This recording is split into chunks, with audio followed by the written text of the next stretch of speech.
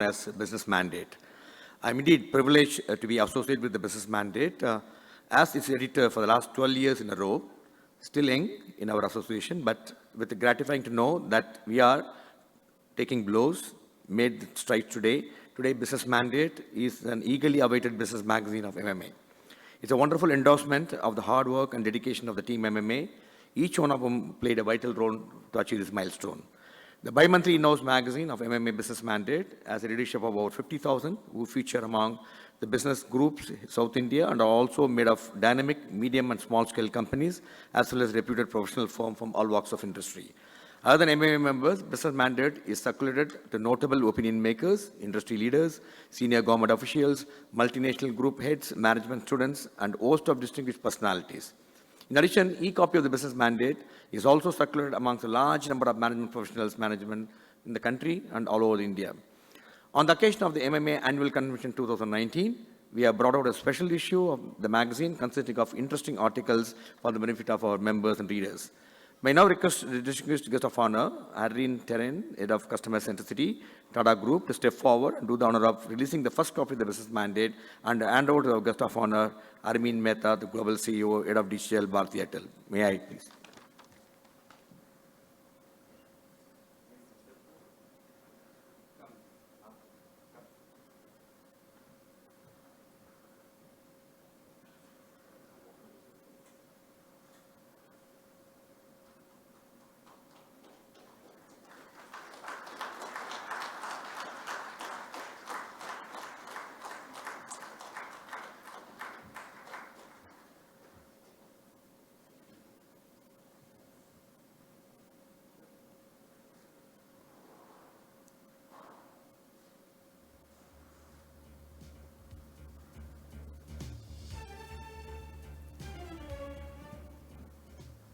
Thank you, Group Captain.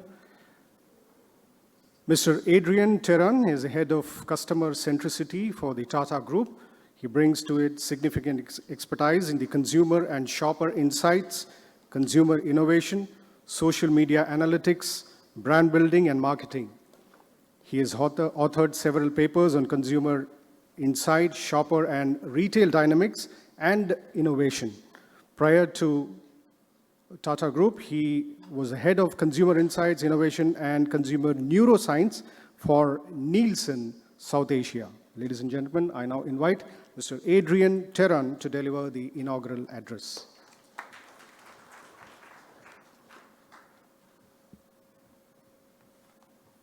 Good morning, everyone. Good day, and thank you for having me here. Thank you so much to the MMA. I am truly honored to be amongst such accomplished audience members, as well as such an admired association that has mentored, I think, generations of successful managers and led us to where we are today. Of course, the subject of today is also very alluring and very apt, given that the Indian economy itself is poised for a period of unprecedented growth, one that it has never seen. And you may argue that the Indian economy has been growing up to this point, but the nature of that growth, I think at this point in time, is going to be so distinct and so different from any period in history that it really befits us and behooves us to understand why that change is happening, how that change can be made the most of, and what we need to do as organizations to really live up to the expectations that our consumers, our citizens, our people in this country and the world watching us will have.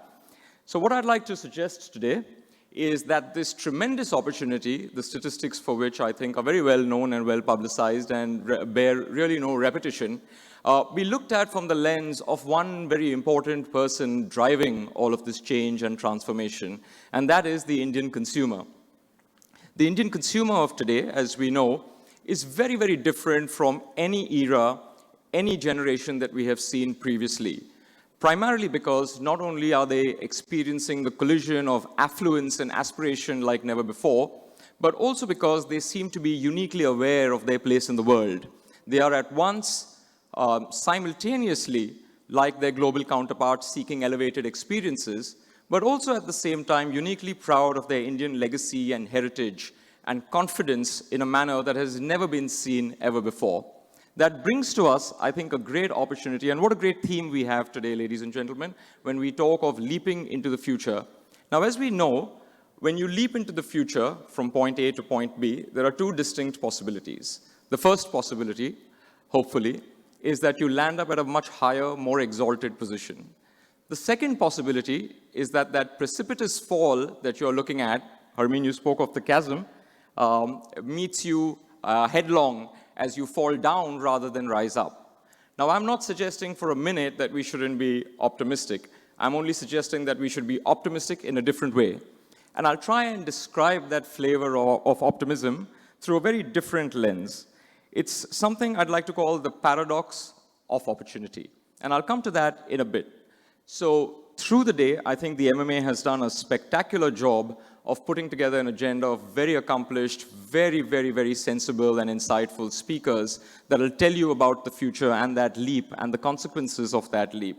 So what I'd like you to do is to think of this presentation as a bit of a safety pause before that flight, before that leap forward, with a few examples of how some brands and businesses are managing to navigate these turbulent times better, and maybe even allude to what we're doing at the Tata Group so you can borrow some ideas and maybe contribute some of your own when we meet later. Let me look at this paradox of opportunity. The paradox of opportunity that I want to look at is through the lens of the megatrends that are sweeping across the consumer and business landscape. And what I mean by the paradox of opportunity is this. The paradox of opportunity tells us that unorthodoxly, just at that moment when the biggest, strongest, most tempting opportunities present themselves to us, is when we are probably the least geared or able to make the most of them. And I'll explain exactly how that's taking place in the consumer landscape of India that we should be aware of. Let me cycle through these trends and give you a few examples of how you might consider, as well, navigating that paradox of opportunity. The first opportunity we see and megatrend is that of premiumization. And here is the paradox.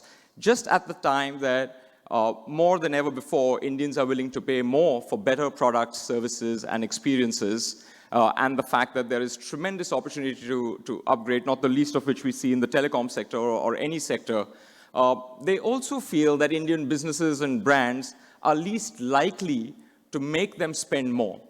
Almost 2/3 would buy more if brands communicated more clearly, and an overwhelming majority of smartphone users in India are now using ad blockers as a way of telling brands and businesses that what you're doing is not good enough, despite the fact that I'm more than willing and have greater capacity than ever before to spend more with you.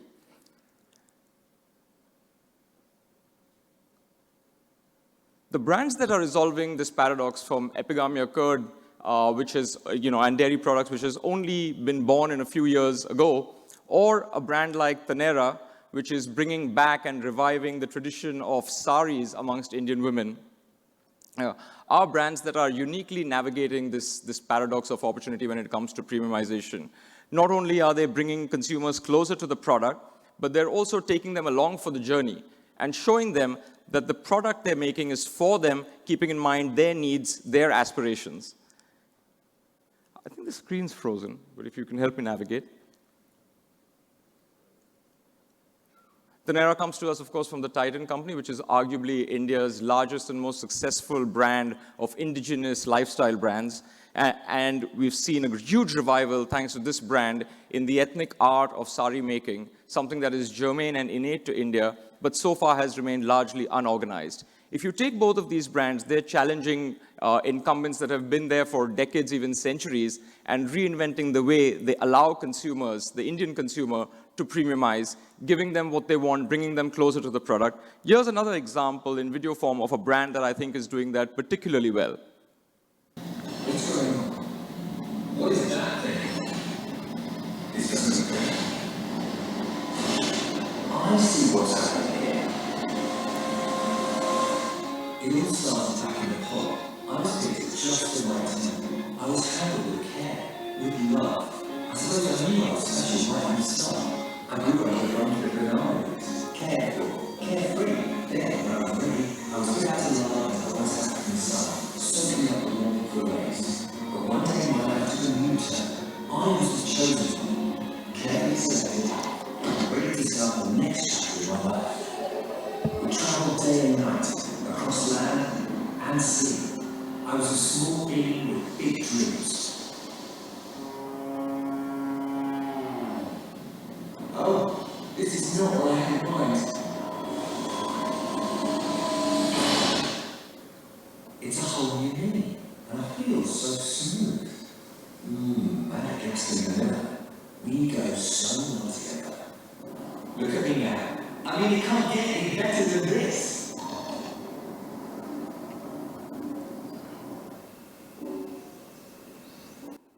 So as you take this leap forward, ask yourself whether you're helping bring your consumer closer to what it is you're creating for them, to the purity and the provenance of what they want to experience, or are you looking at them condescendingly and just giving them the end product and price and asking them to indulge in a mere transaction rather than an elevated experience? I think there's no one better to have spoken about digitization. Thank you, Harmeen. You couldn't have a better ambassador for digitization just at the time where it is sweeping across the nation in every shape, way, and form. So it is a big opportunity. We're cited to be a $1 trillion economy in less than a decade, thanks to the digital transformation of this very special and very large populous nation. And yet 50% of consumers are dissatisfied with online banking and the mobile app experience.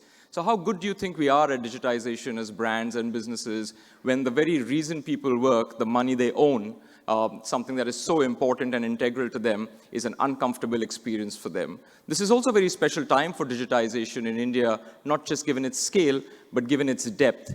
Given the fact that digitization today is touching everything, every category, every strata of society, perhaps unequally, as Harmeen's presentation pointed out, but no less quickly than it has in any other part of the world. Whoops, sorry. And here's what digitization looks like when it gets democratized, right? Everything from auto rickshaws to onions now have a digital pathway. But think of the last time you used digital apps or any digital interface or social media to get a restaurant recommendation. And this is what it typically went like. You got a WhatsApp suggestion from someone, you then looked it up on Google Maps, you looked at the Google reviews for that restaurant, maybe you used Zomato to book a table for you or see whether you're able to avail a discount.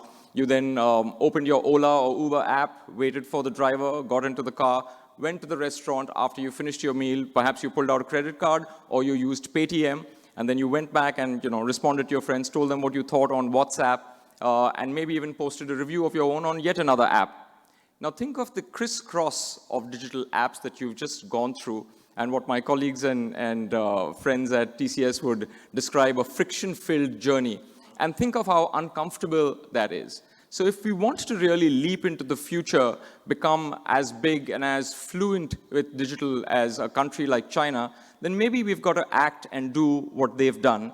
Here's an example of how it could be done all within one interface by a company called Tencent in their messaging app called WeChat.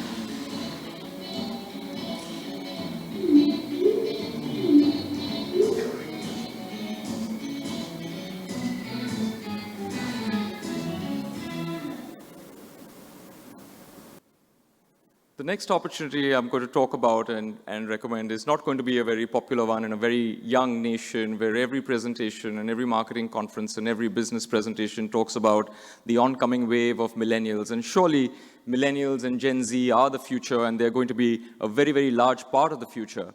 But I think it behooves us as brands and businesses to think about segments that are uncommon, segments that actually have greater strength and resilience.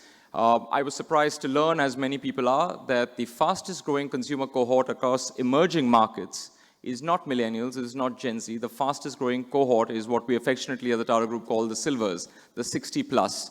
And that is a segment today that is very different from the silvers of the past, because they are not only affluent, they have already decided what they want to do in terms of their leisure time as well. While earlier retirement meant going off into the sunset and adopting an ascetic lifestyle, the silver of today is the primary driver of the tourism industry, for instance. They are quick adopters of technology once they do adopt technology and overcome their fears. Not only that, while we all obsess about millennials and Gen Z, they are openly promiscuous with their brand habits and more likely to be less loyal, far less loyal than the silvers. How many of our businesses actually cater to this cohort that is increasing not only in affluence but also influence? Where do you think the financial advice that millennials take comes from? It comes from this cohort. I'm certainly not suggesting that all our businesses pivot and start serving only the silvers, but it's time to reconsider how we look at segmentation, what segments we serve, and how those segments, sometimes at the periphery of our imagination, may help strengthen the core of our business and our strategy much more than they have ever done before. Think about how international brands have used this. What you're looking at, of course, is the complete reimagining of what the ideal of masculine beauty and brand endorsement looks like, with George Clooney, now well into his 50s, endorsing and in fact reviving the fortunes of a brand like Nespresso. Here's another example that you might find interesting. Madame Peter, an 86-year-old nun. Sister Madonna Peter, 86 years old, goes for a morning run. Good for you, sister. She's still active that age. That's great. Oh, maybe a little too active. Nap time, sister? Please. The sister doesn't think so. Okay? Wait, what? Iron Man. Oh, no. This is a bad idea, sister. A really bad idea. So why? She's the Iron Man, but she won't make it. This is an Iron Man. You've done 45 of these? Okay. Do your thing, sister. Do your thing.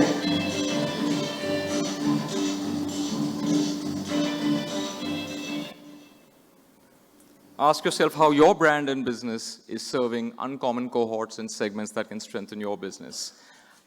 The next trend I want to talk about is, of course, intrinsic to the Tata DNA, but also intrinsic to many Indian businesses as well. And this is the trend of purpose. We know through research that 80%, an overwhelming majority of brands that have a well-stated, well-articulated, and authentic purpose are beginning to succeed more than brands that don't. And yet, a similar percentage of our young Indians, the millennials and the Gen Zs, who we speak of so affectionately as the big opportunity, don't see Indian brands, don't see brands in India as being particularly purpose-led. And I know, Shashank, you're going to talk of it later, and I can't wait to hear that. So it's important that we begin to think of what larger purpose our businesses and brands begin to articulate and serve, and what larger purpose actually drives the interaction and engagement that we have with the people of this country, so that we can take them along for that journey, just as we take along the rest of the nation into a future that I think is going to be a very, very compelling story, but only if we pay attention to the fact that our businesses should go beyond transactionalism and serve a greater purpose by imbuing people's lives with true meaning. Brands like Tata Tea have taken that leap very early in the category, only to go from being second in the category to being a clear leader, because they've begun over the last several years to pivot around the whole subject of social equality and solving social ills by using the brand Consumer Connect very differently than before. Similarly, brands like Patagonia have gone against conventional wisdom, for instance, and espoused the cause of recycling and environmental protection and care by, in fact,